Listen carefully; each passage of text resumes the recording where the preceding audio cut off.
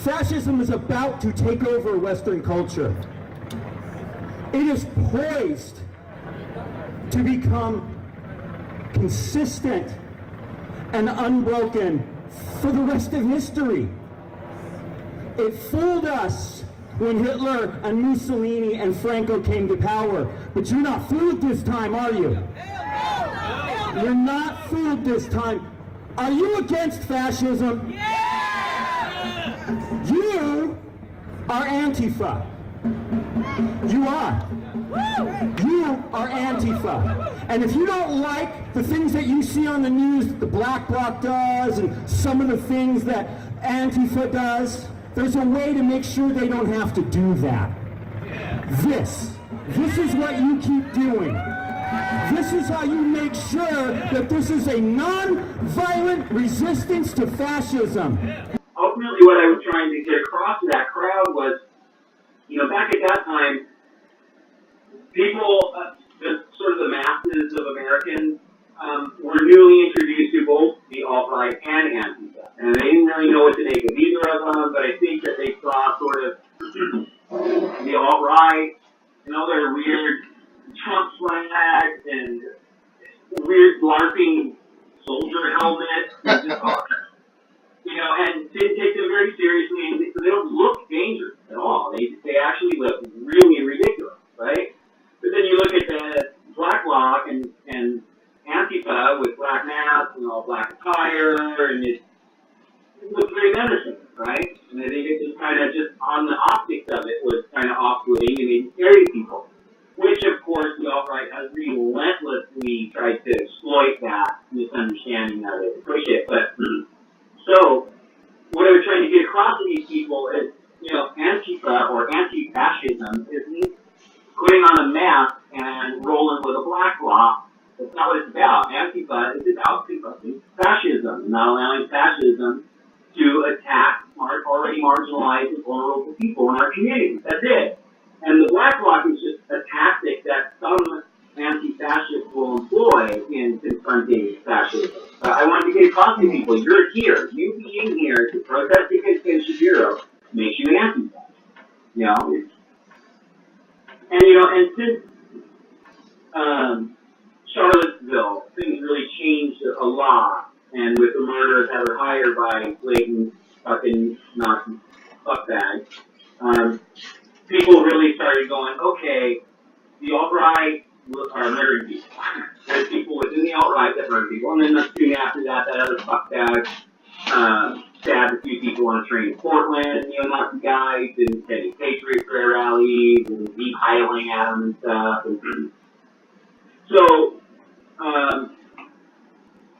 you just don't hear Antifa in the mainstream media anymore. But you sure do hear a lot about different alt-right groups, and you're hearing Patriot Prayer in the news now, and so things have obviously changed for the better.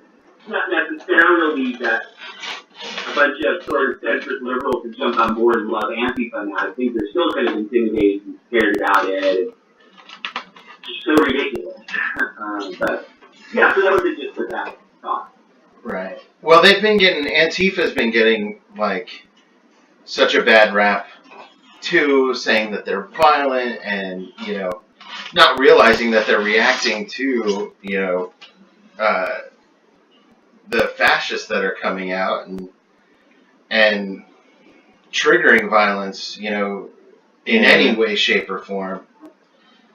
Looking for it, seeking it, They call us violent, but they come out with their hands kicked up like boxers and with, war helmets and shields, and, Right. And make sure to talk about how we're going to have guns if we can, and bring it, you libtards. We're going to fuck you up on the court, or whatever date their next shit show is, and so it's rhetoric of just antagonistic, and it's very thinly veiled violence. Often it's just outright violence. We're going to fuck you up and beat you anti-fuck faggot. Right. Right? And then they show up, and then, push people and start violence, and then when the masses of whatever community they're in respond to that. They're like, oh, our free speech is under attack. Yeah. And people just aren't buying that bullshit anymore. They're like, fuck off. You bringing your shit to our towns, like in Portland specifically, and Berkeley too, but Portland, like, they have repeatedly told, like, Patriot Prayer and Proud Boys and these different groups that are holding their fascist rallies there, in overwhelming mass numbers, we don't fucking want you here. Hey, we heard what you have to say, we heard your shit, Right. this shit, Yeah. and we're not interested. Fuck off. You know, they're like, no. We got our freaking little shirts, we got our fucking yellow berries and our hats and our red hats, and we're ready to go. Right. And what, new GoPro stuff, and, Joey Gibson, his kid has his gun on a fucking automatic rifle, assault weapon. His toddler says, we're coming for Portland.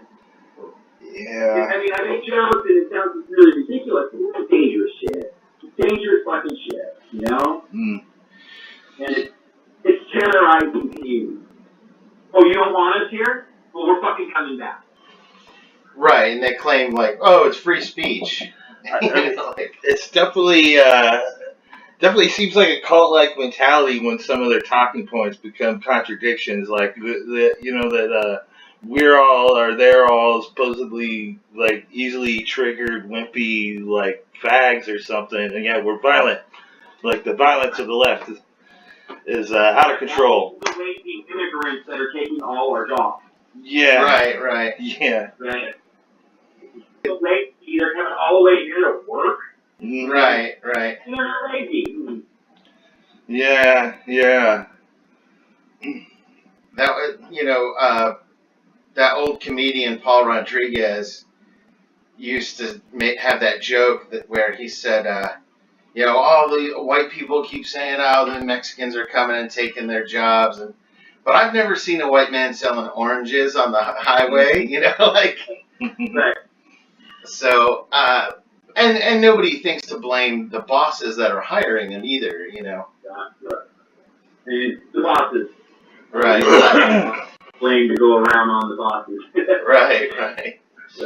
On that note, one thing I would raise with the whole no borders thing is the capitalists don't have any fucking borders. They don't have any customs, like, they don't have any, like, any allegiance to any nation, state, nothing. That's Yeah. exactly what. Yet they keep us divided down those imaginary, Right. arbitrary lines, made up fucking, designations, and go, oh, the people who live on that side of the line that doesn't actually exist, Yeah. they're different than you, and they're dangerous, they're bad. Right. And it doesn't even always have to be borders. It's just yet another form of exploiting division. And, oh, your skin's different than theirs. Oh, you like to rub your junk up against different junks than they do. So, Yeah. Right. And borders is just the broadest, most global, holistic version of all that. It's countries against people. Oh, absolutely. You're so right in pointing out that, fuck no, the capitalists don't have any border restrictions. Yeah. Not at all. Right. There's certain laws within these imaginary borders that they have to sneak around and subvert, in different ways, as opposed to this other country, to exploit the masses there and reap all the rewards and money and power themselves. But that's it.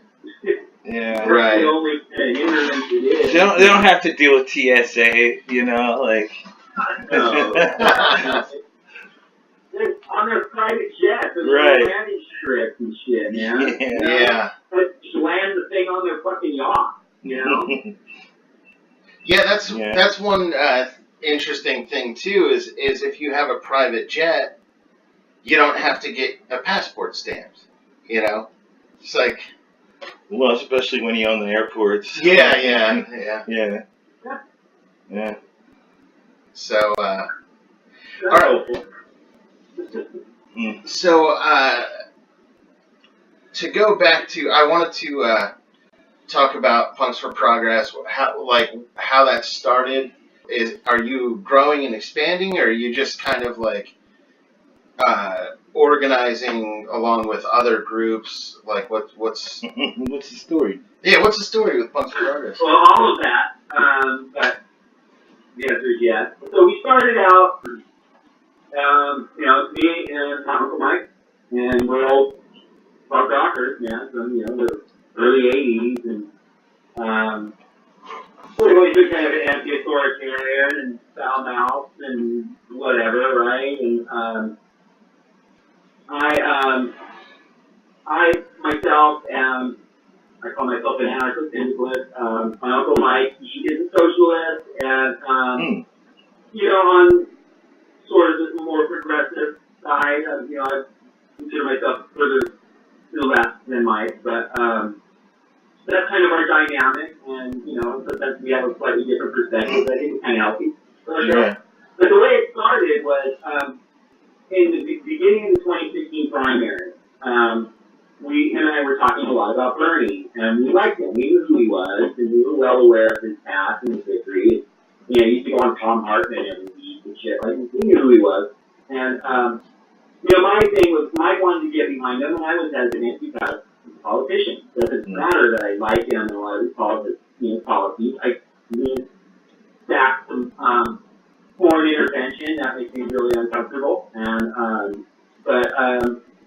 so I was down to sort of reluctantly back him, hesitantly and skeptically, right? And then Mike just kind of, and also at the time, like, I was trying to have discussions along these lines with people in, like, huge Bernie forum chats and stuff. And I would just get called a hillbot, and, like, if I was even remotely sounding like I was just hinting at being critical of Bernie, I was, I got blocked from pages for it. Oh, yeah. And, like, so Mike just one day, he just got to, head up his shit and said, I'm going to start this page called Punks for Bernie. And so he invited it to me that morning, and I looked at it, and I'm like, okay, Punks for Bernie, like, okay, well, I want to help him do this. So I helped, between maybe, another admin on the page, and we just kind of went from there. And as we were doing this, we started talking more. Like, every week, we were sort of checking in and talking about what we were doing with the page, and then we just talked, current events and politics and stuff. And I just said, we should record these conversations here. They're actually kind of cool. And I think there might be some people who could possibly benefit from our take on things, right? So that was the genesis of that, and we started the YouTube channel, and we called it, to start with, Punks for Progress. Now, we left the Facebook page of Punks for Bernie, and made our decision that it became really evident that DNC was going to fuck Bernie and he wasn't going to get the nomination. And so we decided we would keep the name of the Facebook page as Punks for Bernie until he officially lost the nomination to Hillary, or if he did run again as an independent, which was speculated at the time that he might, we would kind of stay with him as the name of the Facebook page. But he didn't, blah, blah, blah, and so we became Punks for Progress on Facebook as well. Which was very freeing as far as I'm concerned, because there's a lot of things a lot more important to me as an anarcho-syndicalist than Bernie Sanders. Absolutely. So in that time, we, started building it. We didn't really know what the fuck we were doing. And then, right about that time is when the alt-right started, just descending regularly on Berkeley in the Bay Area. And my lady at the time was working there and had plates, and so I could go down there regularly and not have to worry about it. So I started going down covering all these things and started dating a lot of these people and putting it to YouTube. So the YouTube channel's been growing, and now it's turned into our weekly What the Fuck report that we do, and we go to a lot of punk rock gigs and try to post video of that, and I promoted punk rock shows. I don't really anymore so much, but I did for 25 years. So I've met a few people, and which has afforded me some cool content. I have a bunch of old video stuff, old gig stuff, and slowly kind of carving out the channel and stuff like that. But yeah, so that's what Punks for Progress is. And yes, you said that we expanding. We are, and we're just about to get it all set up to launch on a bunch of different platforms. We're not even on iTunes at this point. you know, one be there, and other things. And I'm just, me and Mike aren't tech savvy people,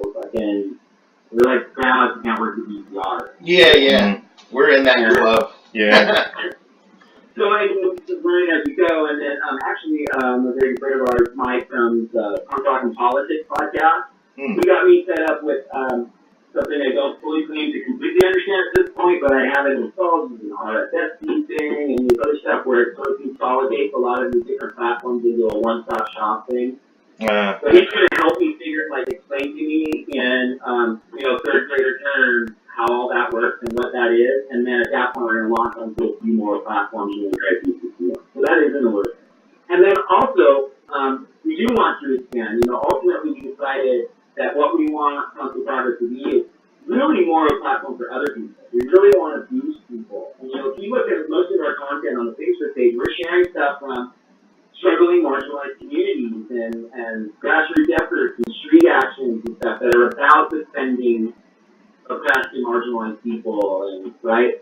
Yeah. And so one of our first things in building our P4P family, as it were, was bringing in SoCal Shannon, who the old school Southern California punk rocker who's super active and has a big true heart for the houseless community and has a obsessive compulsive disorder in terms of wanting to understand fascists in the alt-right just like I do. And so she's been a great addition and third equal member of our thing, Monthly Progress.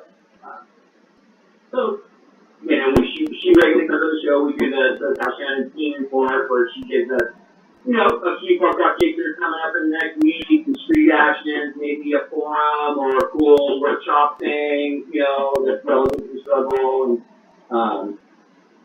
And Yeah, that's good stuff. And annihilation on our Facebook page every day. Much of the content that you see on our Facebook page is stuff that South Shannon is mining from the web, right? Oh, awesome. Cool. I'm assuming the Fash is already at MLK Park, so we'll get a full view of their ridiculous LARPing cartoon shit show in a few minutes, I'm sure.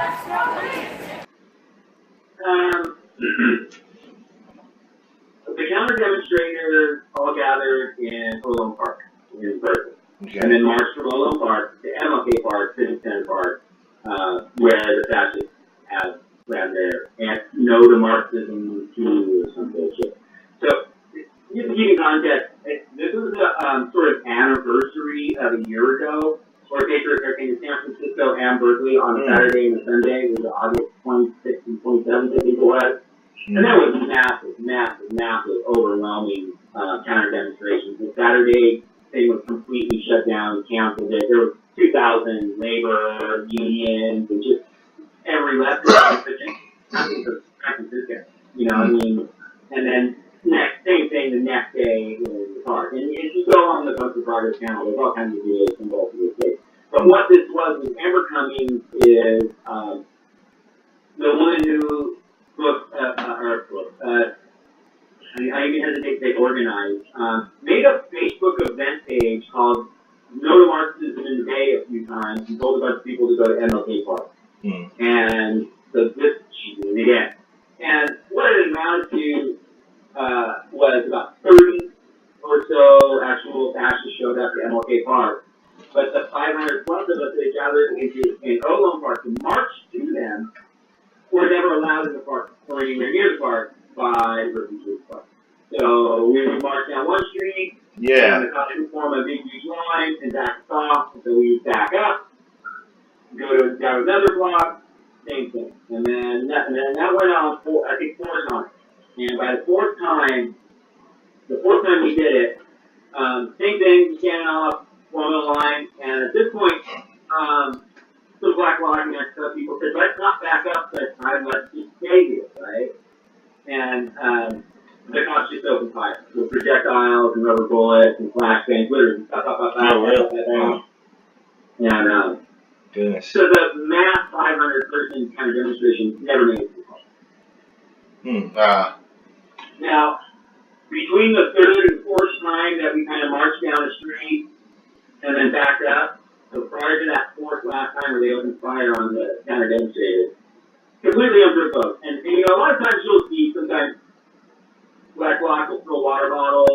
shit at cops, right? None of that was happening. There was a lot of talking shit to the cops, a lot of that.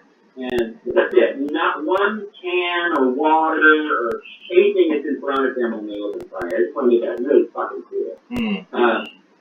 But after the first time we had gone down the street, me and another comrade said, you know, we had a friend who actually broke off for the march and went straight to the park. Heart conditions, you can't walk that far. And so he's like, I'm just going to go ahead. So we're like, look, our comrade's sitting in that park, and we hadn't been in there, and we didn't know if there were 200 people in there, or he's sitting in there by himself, right? So we're like, look, but they would just march for a little bit, and try it one more time. If they can't get in the park, let's just break off, you know, let's go on as you know, two individuals and just walk around through the museum in the park. Which is exactly what we did. It went fine. When we get there, and what we find out is it's just, they had a horrible showing. It was such a bad showing that there were only 30 of them. And I guess apparently even the whole time while we were marching around, going in circles, they were still outnumbered like 4-1 in Park University. Right? Yeah, no. And Revolution Book, to every time these things happen, their store gets mob attacked and harassed, and the groups go down there and scream and yell at them and keep them murdering 100 million people because they're communists, you know. Right. And the Revolution Book says, you know, fuck that. Let's just gather up a bunch of books and we'll take this thing down there and we'll just set up a Revolution Book stand in the park and just take it to them. Here we are. They're going to fuck with us anyway. Right. And maintain their hold in the park all day. At one point, two fascists and cops just physically ran through the entire Revolution Book stand, knocked all the shit all over the place, and ransacked it. And cops with alt-right people. Wow. And then, so cops and Klan, man, go hand in hand. And then, you know, they just reset up their shit, fucking stayed there. And so that would happen prior to us getting. So yeah, when we got there, there was a couple people there that that I kind of debated on video before, and I recognized a familiar face in there. well, there was Will Johnson, who's from United America First, and then Ben Berklon, I can't remember the name of his outlet, but these two are incredibly ignorant people, and as a result, their rhetoric is dangerous. But I really, more so than a lot of people on that far right, I really believe these people don't have evil intentions and stuff, and so we've had some kind of cool conversations, and they're very blunt and upfront, right? And Brian gets in a little bit more, mostly with Will. I just told him to shut the fuck up and be ignorant. And then I tried to have another conversation with Ben Berklon, and all this is on video. It's kind of why I'm explaining, and you can see it on our Star channel.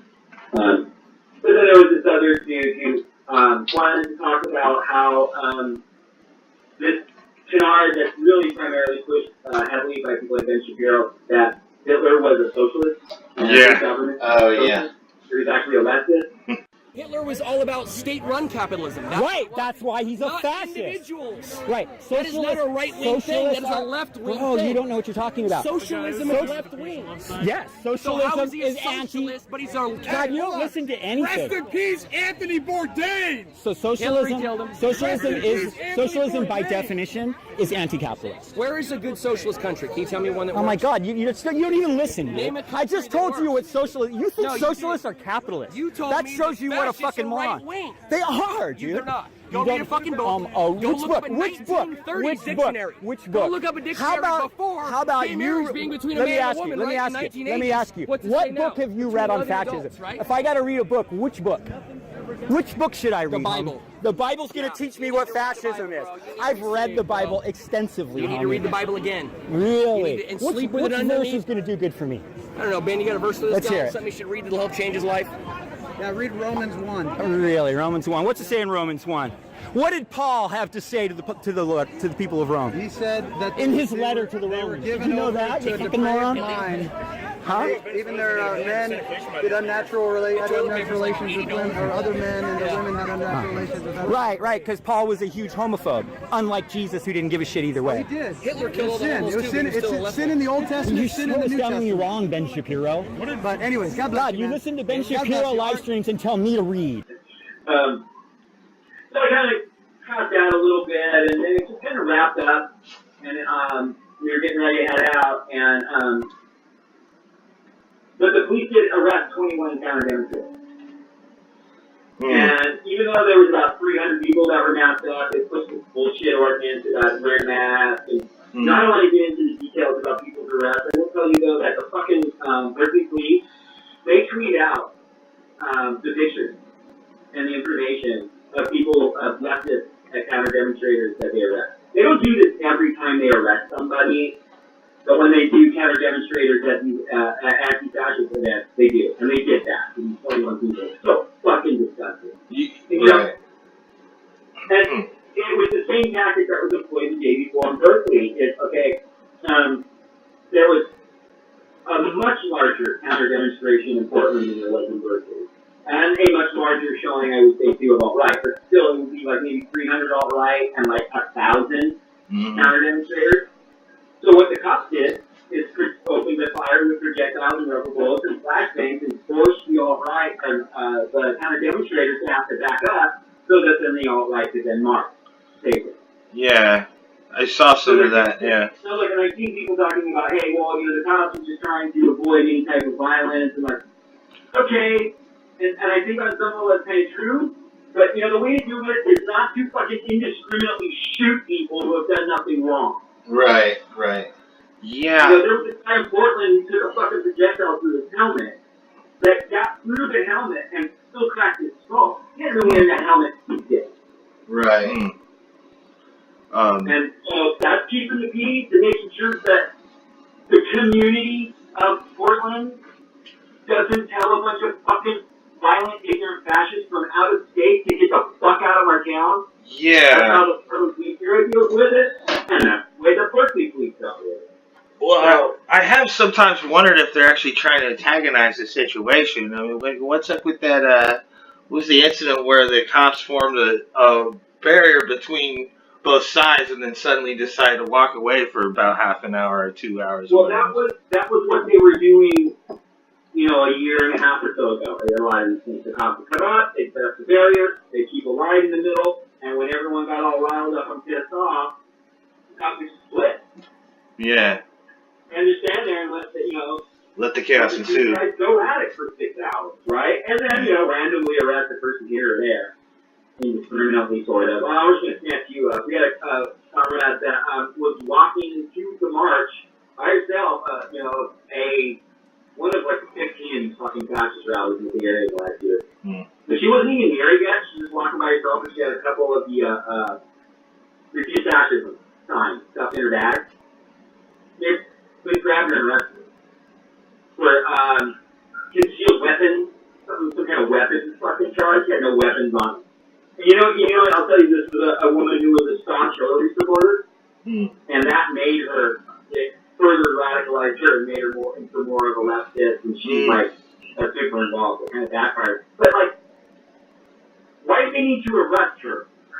Right. Because we want to arrest people, and what they can do is go look.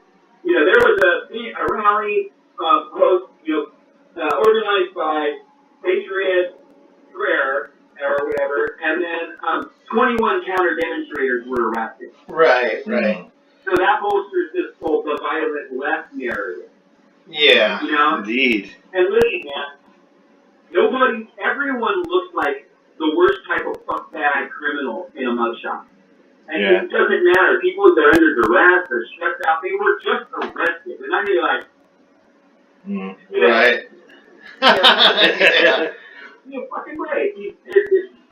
And a lot of our people get arrested. Not are criminals, but the point being, you look questionable and shady in a mugshot no matter what. The cleaning it out, that's all that people need to go, fucking violent leftist. Right. You know? Yeah, that's one thing that I definitely noticed. It's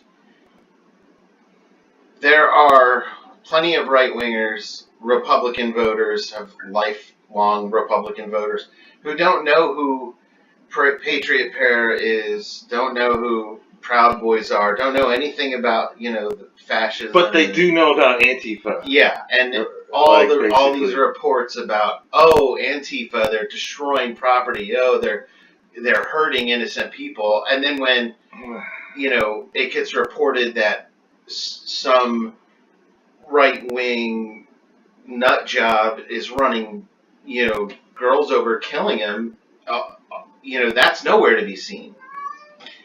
And well, I was to say that if you watch these far right outlets, they're obsessed with Antifa. That's where you hear about Antifa all the time. Is the far right media. They're constantly terrorizing essentially their own audience and fear mongering into this totally irrational fear of Antifa, the boogeyman. right. So, it works. why do you think it is that they're so obsessed with the college campus universe, or that they have been for the past couple of years or so? Well, it's good clickbait, and their narrative is that the university, it's a fantastic way to dismantle people's confidence in our institutions of higher learning. Right? Yeah. So it says, almost, being a Berkeley college professor used to be synonymous for push people. Wow, really? That's incredibly impressive. I should probably listen to you. You probably fucking know a lot of shit. Right. Yeah. Like, to the right, it's, that's Soros influence. This agenda, cultural Marxism. You can't trust Berkeley college professors. They don't even let conservatives talk at Berkeley. And free speech is under attack. Right. On the university. In a lot of ways, free speech is fucking under attack in universities. Leftists are fired from their jobs for, treating their accurate assessments of the political spectrum. Leftists are regularly barred from speaking and have events canceled by university staff. And, you hear about that in the right-wing things. And listen, they had all of their things. They've been able to speak every time at these universities. Yeah. And the universities have to spend $200,000 fucking dollars on security, prepping and paying fucking the police to be there to fuck it all up more. Yeah. But that's so not only does it sort of undermine our confidence in learning and in education, it gives them this air of they're out on the front lines of battle, right? So they create this straw man argument or the straw man boogeyman, Right. The dangerous elements in the university, and then come out and go, look, we're confronting it. Right. We're like, you get 'em, warrior, patriot. And then and it's also there's been a long controversy on the left about maybe more progressive, not quite centrist Democrats, maybe a little more progressive round. They were critical of what's going on, counter demonstrating these things because that's what they want. Yeah. You come out and you make this big show. They get their clickbait. They get to go look, triggered this ours, and they did all that, and it did work for them. But I maintained, and I now feel that we've been justified in it, that they couldn't sustain it. And it's been obvious they couldn't. And people have to understand too that a lot of these tours, specifically with Milo and Ben Shapiro, that was all funded by the billionaire merchant family. So it's not like Breitbart was doing this.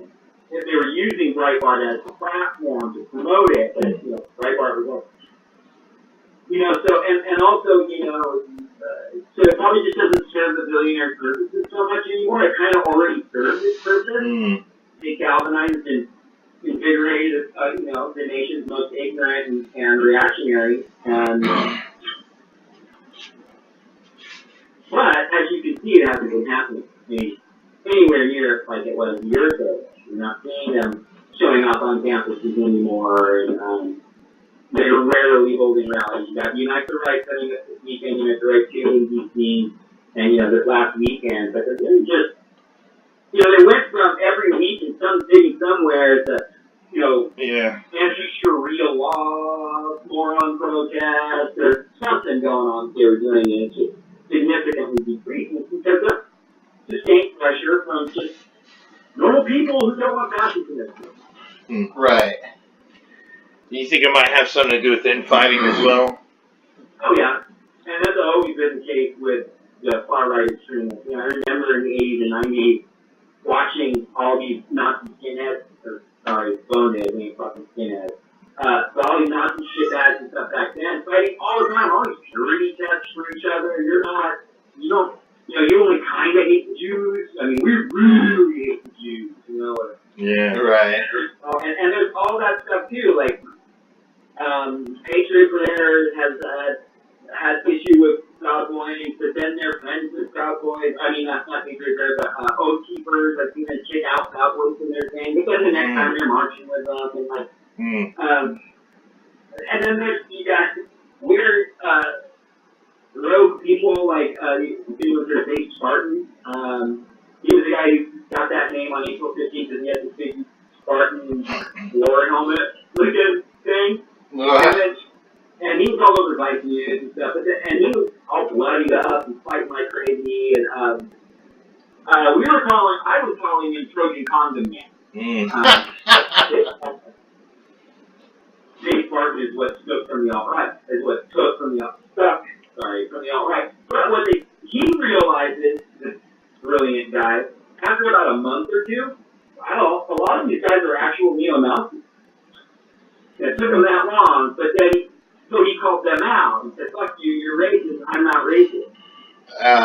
So I think he's going to be, kind of disavowing it. But he doesn't. He still goes to all these things and he's supposed to be called going after something. But they call him Pep Spartan now. So he goes and he wants to fight with leftists, but he's always fighting with alt-right guys. Literally, they get into physical brawls with them all the fucking time. And that's just one example of their movement. It's riddled with all those kinds of divisions. So yeah, absolutely, their infighting has made it very difficult. And a bunch of them gotten arrested, and, for actual, like how Big Man Chapman felony assault charges, man. Right. Because, that's the violence. Yeah, you need to totally watch out for us. We're crazy. Defending ourselves from felony assaulters. Yeah. Very dangerous. What are you expecting from the Unite the Right rally? Is what I want to ask.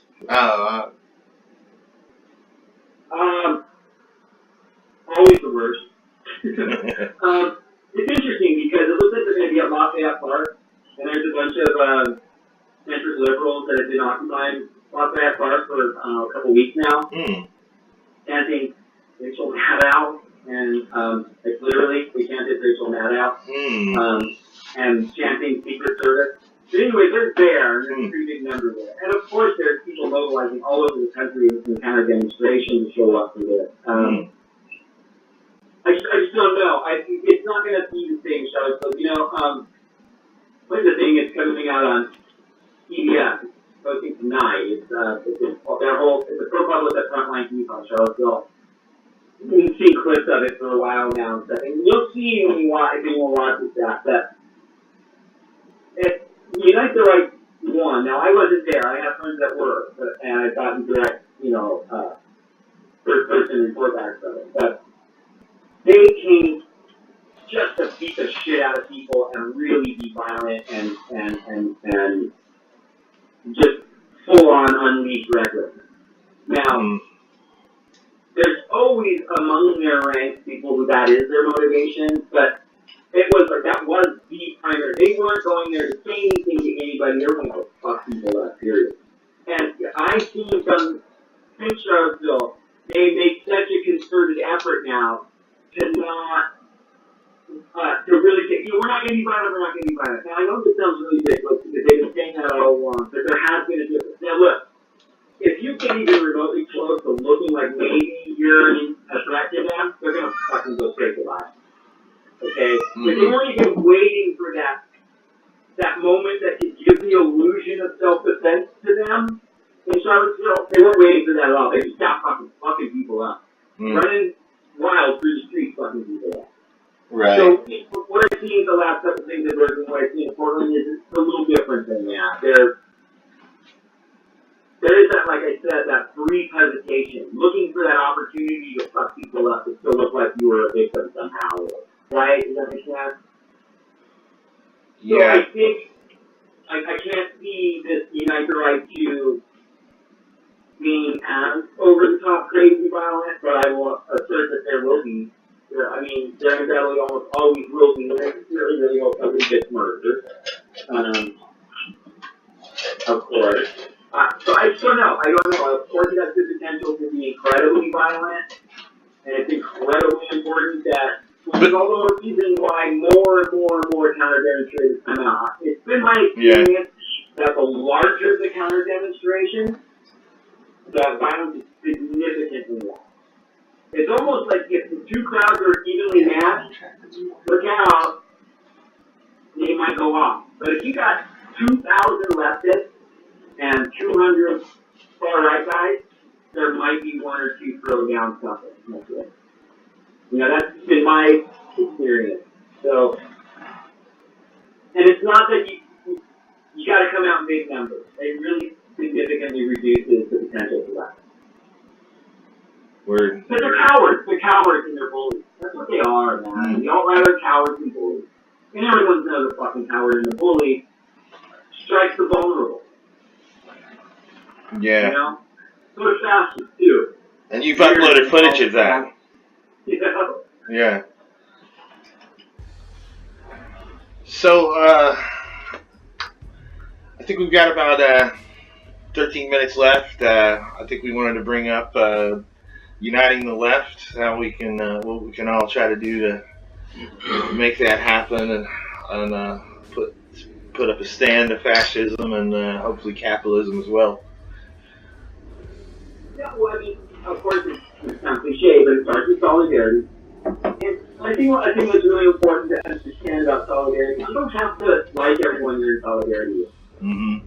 And I think people should be honest and true to their own ideas and perspectives, and you shouldn't necessarily compromise them.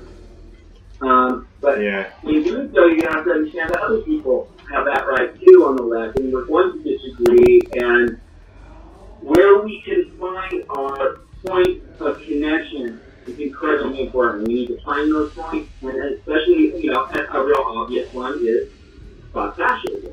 We can all unite in solidarity around, no, we don't want people who believe in genocide, and long pseudoscience notions about IQ and genetics, and, you know. So you know, it's really important to understand that you can fucking hate some of the people you're in solidarity, but be in solidarity with someone you can. So that's the start. And then two is, organize with the people you know and trust. You know, if you've got a couple of comrades and friends that are on page and are motivated, sit down, have a meeting with them, talk about what can we do in our community. You know your community better than I do, and what it needs. Start small. It really is the small things are the huge things. I believe that. You know, I often use this say, you know, if you see somebody who needs a blanket, fucking blanket, don't vote for someone to do it. You know, because by the time you vote for someone to do it and they get them the blanket, they've already freed to death. Yeah. Right. And I think that's a revolutionary act, is a blanket. And if you have one, okay, and I'm not trying to shit on people who haven't given blankets to a houseless person. Yeah. Right. Give a blanket to every houseless person. But it's, you know, it's that DIY, that's an old punk rocker notion that I, you know, latched on years and years ago. Fucking do it. Do it myself. What are my strengths? Right? And that's another thing that I have a little hot take. It's really kind of thing that I hand out at marches a lot. It basically says, you know, figure out the thing that really kind of infuriates you or gives you passion the most. Figure out kind of what that is, and then just learn everything about that you can about that thing. And then once you've learned everything you can about that thing, go out and find other people who have done that about that one thing. Meet with them and maybe organize with them, compare notes with them, get out and do something. You know, because there's so many different fronts upon of which we could take the battle, right? It's a little overwhelming to decide, do I stand up against, for immigrants' rights? Do I stand up against, big money in politics? Do I stand up against, there's so many things, and there's so much corruption and stuff in the world. It's a little overwhelming to know where you can sit to do your thing. And so I said, we'll figure out which one thing is, and let's fucking go for it. Yeah. Learn everything you can, become almost an expert on it, and then they'll just be itching to do something. You'll have all this great knowledge, and you'll actually have some ideas about maybe what to do, As opposed to a lot of people who get newly invigorated, like, I gotta get out! And then they go to, like, their second march in their entire life and want to tell everybody there what needs to be done and how to do it. Right. And that's really frustrating for people who've been out a lot. And we want to be careful not to, we call it late shaming. We want to give them all that shit and scare them away. We want those people there, especially about fighting away, which is another thing you can do. It's cultural message. When you see people like that, and they're all fired up, they don't really know that much, and they don't have that much experience, but they're usually the most outspoken, boldest kind of people, and you have to find a way to not shit on them and still make them feel welcome, but try to make them understand, in 1976, we tried that.